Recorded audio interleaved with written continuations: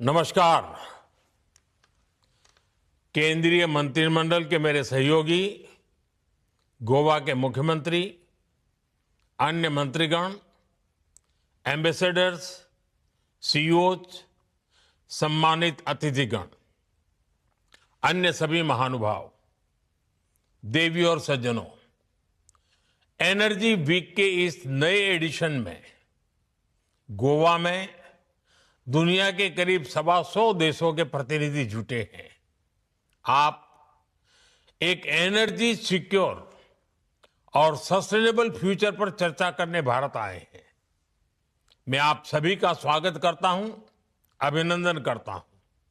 साथियों, India energy week बहुत ही कम समय में डायलॉग और एक्शन का एक ग्लोबल प्लेटफॉर्म बनकर उभरा है। आज एनर्जी सेक्टर के लिए भारत बहुत बड़े अवसरों की धरती है।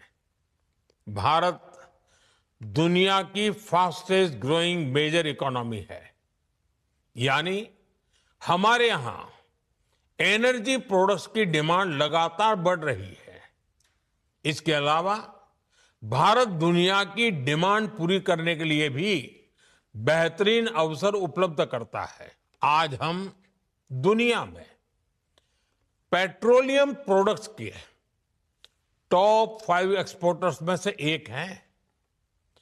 दुनिया के 150 से ज्यादा देशों तक हमारी एक्सपोर्ट कवरेज है और भारत की ये क्षमता आपके बहुत काम आने वाली है। इसलिए एनर्जी वीक का ये प्लेटफॉर्म हमारी पार्टनरशिप को एक्सप्लोर करने का बहुत ही उत्तम स्थान है। मैं आप सभी को बहुत सारी शुभकामनाएं देता हूं। फ्रेंड्स, अपनी बात आगे बढ़ाने से पहले मैं एक बड़े डेवलपमेंट की चर्चा करना चाहूंगा। कल ही भारत और यूरोपियन यूनियन के बीच एक बहुत बड़ा एग्रीमेंट हुआ है। दुनिया में लोग इसकी चर्चा मदर ऑफ ऑल डील्स के रूप में कर रहे हैं। ये समझौता भारत के 140 करोड़ लोगों और यूरोपीय देशों के करोड़ों लोगों के लिए बहुत बड़े अवसर लेकर आया है। ये दुनिया की 2 बड़ी इकोनॉमीज के बीच तालमेल का एक शानदार उदाहरण बना है। ये समझौता ग्लोबल जीडीपी के करीब 25% और ग्लोबल ट्रेड के करीब 1/3 हिस्से को रिप्रेजेंट करता है।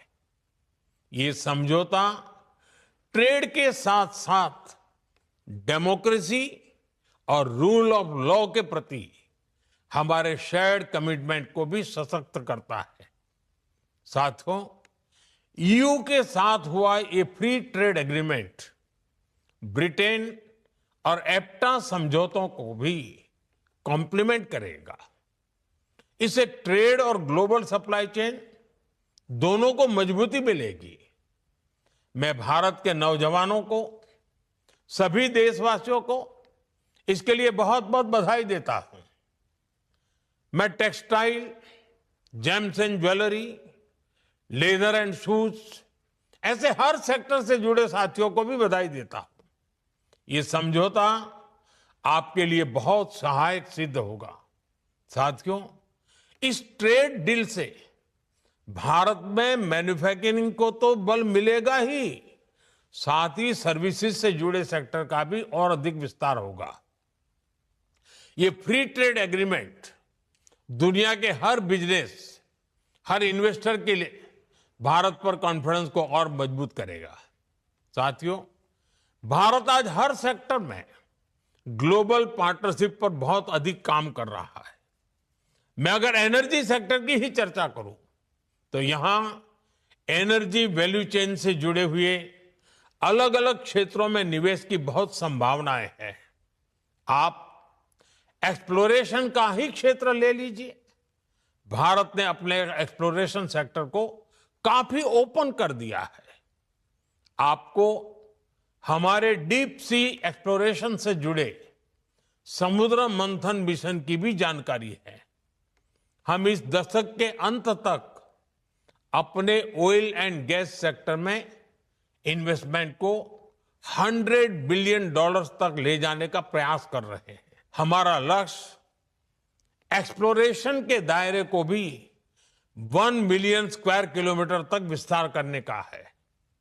इसी सोच के साथ हमारे यहां 170 से अधिक ब्लॉक्स को अवार्ड किया जा चुका है। अंडमान निकोबार का बेसिन भी हमारी नेक्स्ट हाइड्रोकार्बन होप बन रहा है। साथियों, हमने एक्सप्लोरेशन सेक्टर में काफी रिफॉर्म्स भी किए हैं।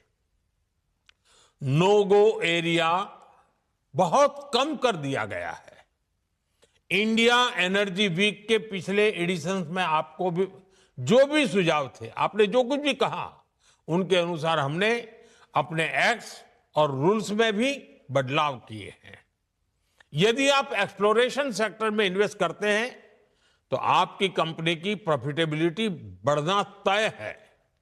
साथियों, भारत की एक और विशेषता है जो है एनर्जी सेक्टर में इन्वेस्टमेंट को बहुत फायदेमंद बनाता है। हमारे यहां बहुत बड़ी रिफाइनिंग कैपेसिटी मौजूद है। हम रिफाइनिंग कैपेसिटी के मामले में विश्व में दूसरे स्थान पर है। जल्द ही हम दुनिया में पहले नंबर पर होंगे। आज भारत की रिफाइनिंग कैपेसिटी करीब 260 MMTPA की है। इसे 300 MMTPA के ऊपर ले जाने के लिए निरंतर प्रयास हो रहा है। ये इन्वेस्टर्स के लिए बहुत बड़ा एडवांटेज है। साथियों, भारत में LNG की डिमांड भी निरंतर बढ़ रही है। हमने अपनी टोटल एनर्जी डिमांड का 15% LNG से पूरा करने का लक्ष्य रखा है। इसलिए हमें LNG के पूरे वैल्यू चेन पर काम करने की आवश्यकता है। आज भारत ट्रांसपोर्टेशन पर भी बहुत बड़े स्तर पर काम कर रहा है। LNG ट्रांसपोर्टेशन के लिए जिन वेसल्स की जरूरत है, हम उन्हें भारत में ही बनाने पर काम कर रहे हैं। हाल में ही भारत में शिप बिल्डिंग के लिए 70,000 करोड़ रुपए का प्रोग्राम शुरू किया गया है। साथ ही LNG के लिए देश के पोर्ट्स पर टर्मिनल के निर्माण में भी निवेश की अनेक संभावनाएं हैं। रीगैसिफिकेशन से जुड़े प्रोजेक्ट्स में भी आपके लिए इन्वेस्ट करने की बड़ी संभावनाएं बन रही है। साथियों, LNG के ट्रांसपोर्टेशन के लिए भारत में बहुत बड़ी पाइपलाइन की भी अब जरूरत है।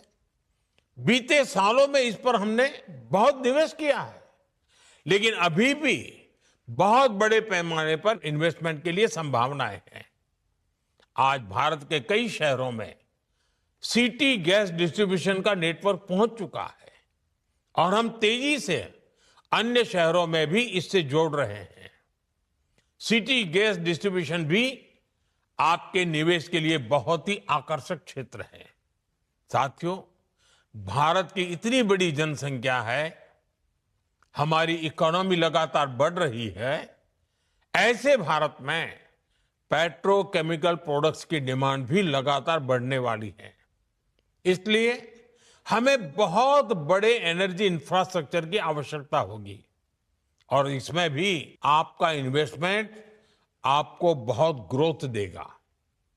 इन सब के अलावा भारत में डाउनस्ट्रीम एक्टिविटीज में भी आपके लिए इन्वेस्टमेंट के बहुत मौके हैं। साथियों, आज का भारत रिफॉर्म्स एक्सप्रेस पर सवार है और हर सेक्टर में तेजी से रिफॉर्म्स कर रहा है। हम डोमेस्टिक हाइड्रोकार्बन को सशक्त करने के लिए रिफॉर्म्स कर रहे हैं और ग्लोबल कोलैबोरेशन के लिए ट्रांसपेरेंट और इन्वेस्टर फ्रेंडली एनवायरनमेंट बना रहे हैं।